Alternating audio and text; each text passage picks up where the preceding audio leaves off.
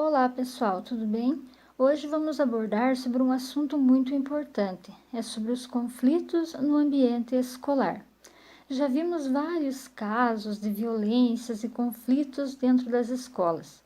Enfim, a lista é extensa, né? É tiroteio em frente à escola, é invasão de bandidos, é alunos que agridem professores, enfim, várias coisas, né?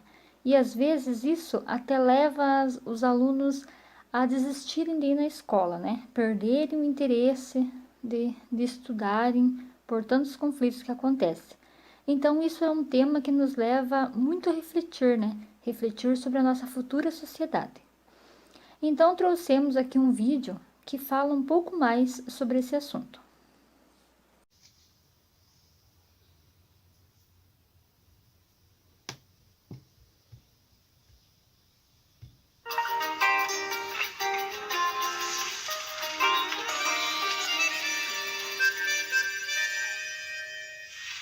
Olá a todos!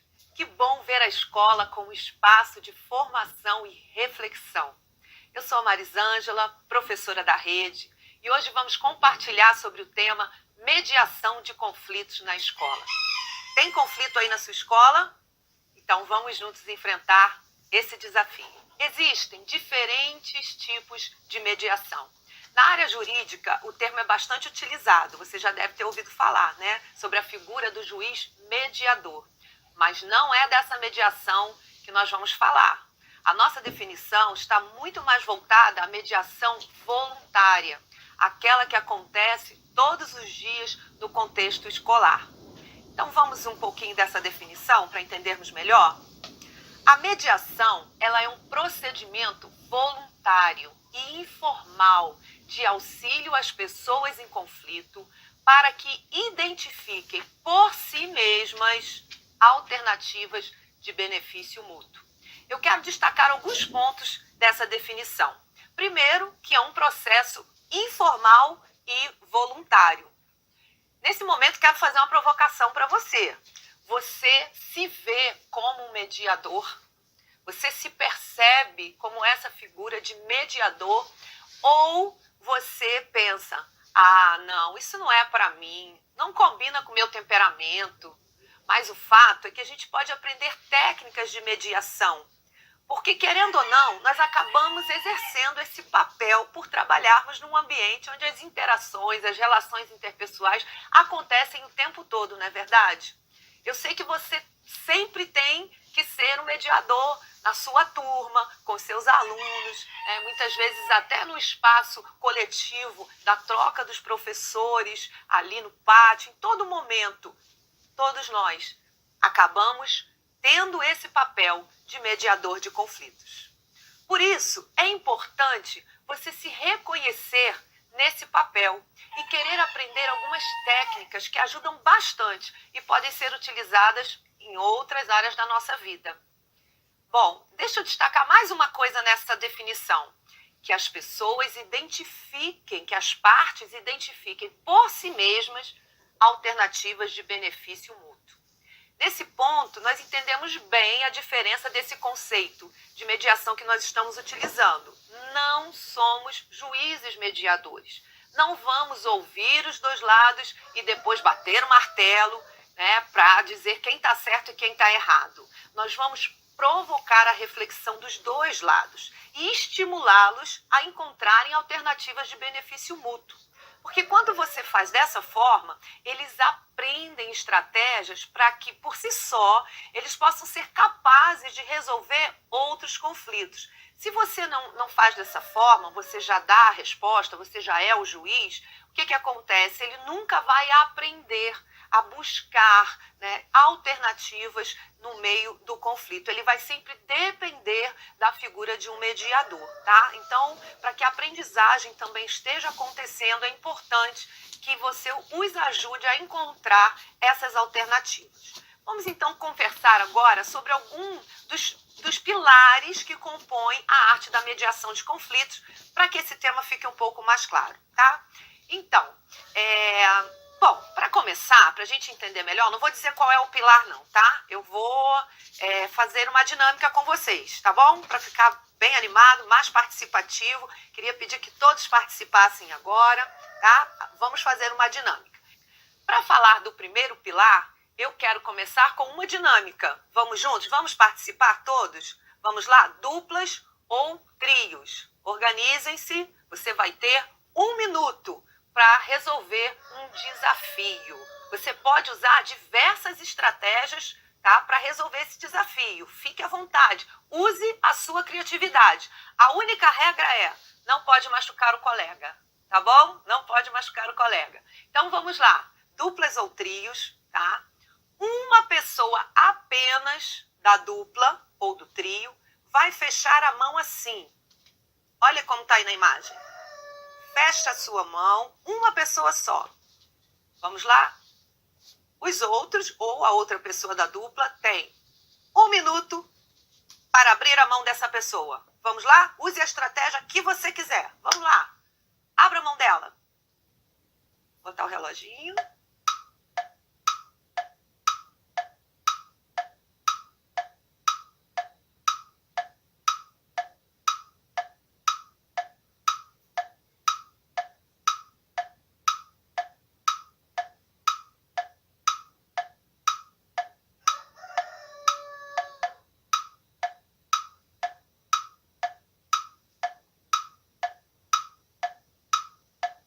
Fecha a sua mão, uma pessoa só. Vamos lá? Os outros ou a outra pessoa da dupla tem 1 minuto para abrir a mão dessa pessoa. Vamos lá? Use a estratégia que você quiser. Vamos lá. Abra a mão dela. Botar o reloginho. Compartilhar um pouquinho das estratégias que vocês utilizaram para abrir a mão do seu colega. Quem usou cócegas? Quem aí ofereceu dinheiro? Ofereceu uma nota de R$50 e o colega abriu a mão rapidinho. Quem ofereceu um doce, uma bala? Quantas estratégias poderiam ser utilizadas? Mas você não podia desistir. Você tinha um problema a ser resolvido e você podia usar diversas estratégias. Qual estratégia que você usou? Mas agora eu quero te perguntar uma coisa. Não. Quem começou pedindo? Hein, gente? Quem começou pedindo? Esse é o nosso primeiro pilar, comunicação. Por que nós não começamos pela estratégia mais simples? Pedir. Talvez você esteja dizendo: não, Mari, eu comecei pedindo e não funcionou. Tudo bem, aí você pode tentar outras estratégias, você não vai desistir. Mas comece sempre pela comunicação, tentando a comunicação efetiva, tentando a comunicação assertiva, porque a comunicação, né, é aquilo que a gente tem de mais poderoso para que a gente possa resolver um conflito. Então, às vezes a gente complica tanto, vai pensar numa estratégia tão difícil e não tentamos nem o mais simples: pedir. Você talvez pedisse com carinho, né? E outra coisa, em nenhum momento eu disse que era uma competição, tá? Em nenhum momento eu disse que era uma competição. É um trabalho de dupla, de trio, né? Então todos ganhavam quando o desafio era conquistado. Mas a gente já fica um pouco competitivo. Imagina os nossos alunos, né? Imagina como eles reagem dessa forma, a gente pode entender melhor, tá? Então, comece pedindo, comece pela comunicação. A comunicação é sempre, né, um caminho incrível para a gente poder estar começando essa mediação de conflitos. Bom, eu quero te convidar a assistir agora um pequeno vídeo que eu gravei sobre esse tema, comunicação. Como eliminar os ruídos da comunicação, como ter uma comunicação mais assertiva, tá? Vamos comigo assistir esse vídeo? Vamos lá, coloca o vídeo aí.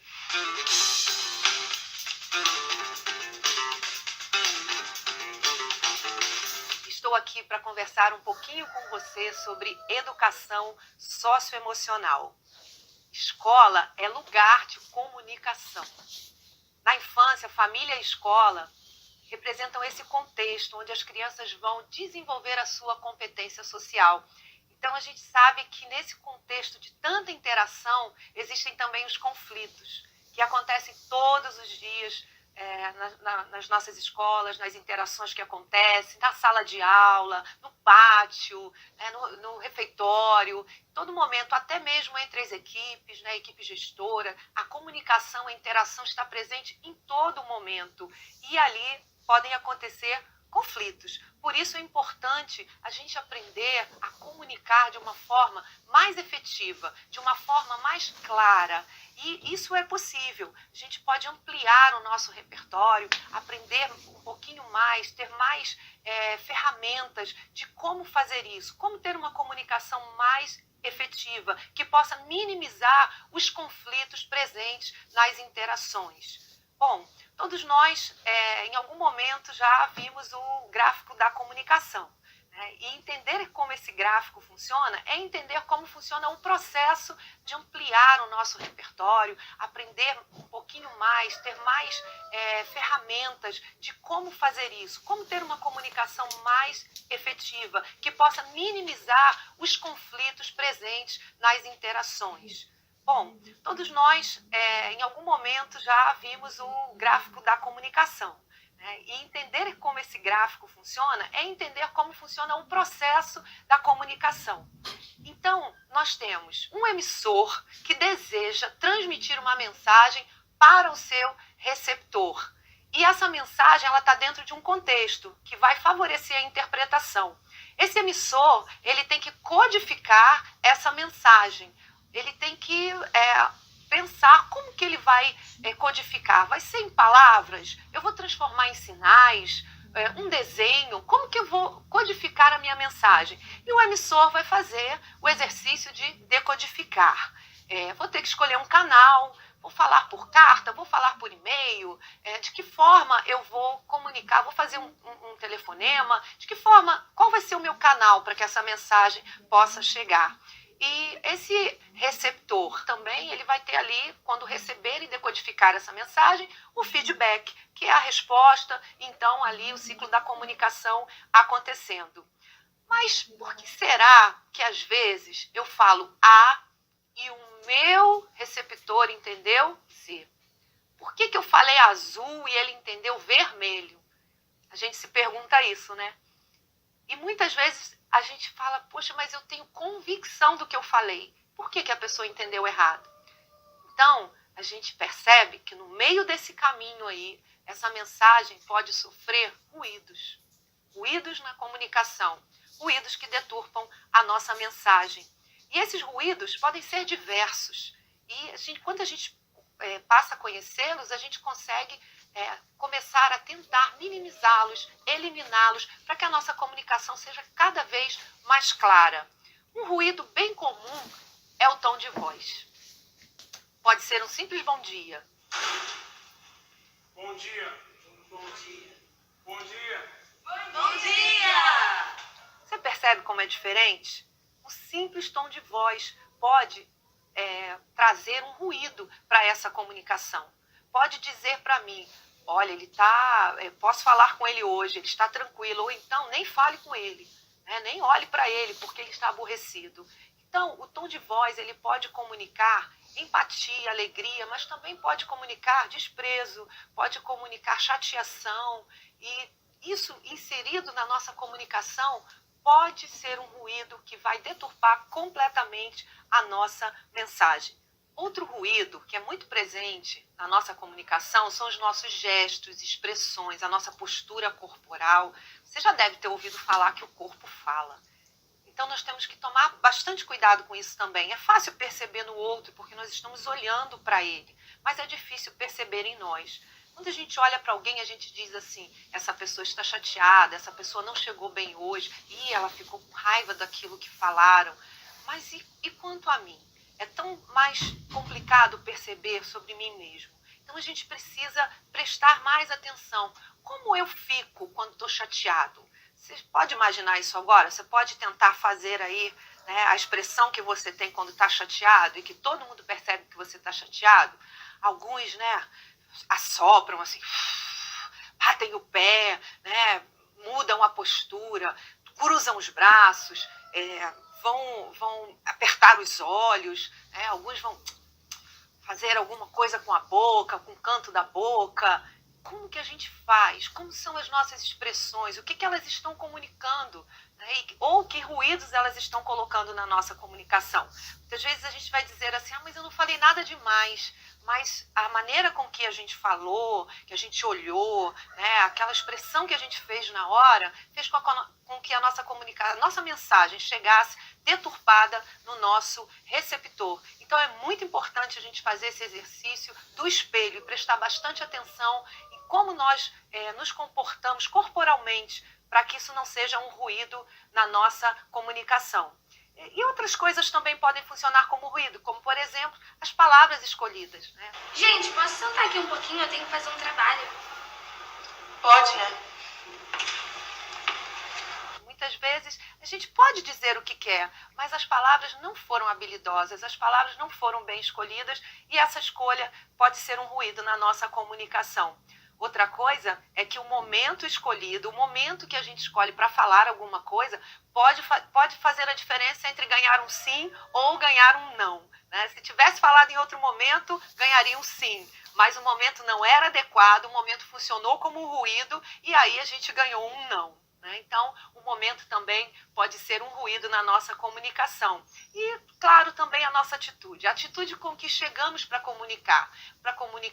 Muitas vezes chegamos com uma atitude já negativa, já armados, já tão tensos, que a partir dali essa comunicação já se inicia com ruído. Então, sempre com uma atitude positiva, sempre esperando o melhor, sempre considerando o outro, respeitando o outro. Isso faz toda a diferença na nossa comunicação. Então, como dica, prestando atenção, bastante atenção no nosso tom de voz, né, o tom de voz que colocamos em cada frase, em cada comunicação que vamos fazer, prestando atenção nos nossos gestos e expressões, na nossa postura corporal, se conhecendo a cada dia, fazendo autorreflexão, exercício do espelho e se percebendo para que a gente possa eliminar cada vez mais esses ruídos, ouvindo os feedbacks, as pessoas que estão ao nosso redor, que nos conhecem bem e que muitas vezes fala assim, puxa, você fez uma cara. Pois é, isso é para a gente ouvir. E aí a gente, poxa, que cara. Aí você lembra, percebe, fala, poxa vida, essa expressão minha pode colocar um ruído na minha comunicação e o meu receptor, né, entender tudo diferente. Eu disse uma coisa e ele entendeu outra. Então os feedbacks também são muito importantes, principalmente das pessoas que nos amam, que gostam de nós, que estão falando para ajudar. Tchau, gente. Valeu. Nossa, Lud, não precisava ter falado daquele jeito com a menina. Você tem razão. Não precisa falar daquele jeito com ela. Esses feedbacks também são muito importantes para que as interações possam ser mais positivas. E é isso que nós queremos, interações mais positivas, que a comunicação flua, sem ruído, na nossa vida profissional, dentro da nossa sala de aula, no nosso contexto escolar, que a comunicação seja cada vez mais positiva, com isso um ambiente muito mais agradável, um ambiente muito mais favorável à aprendizagem, mas isso também não se restringe apenas à nossa prática profissional,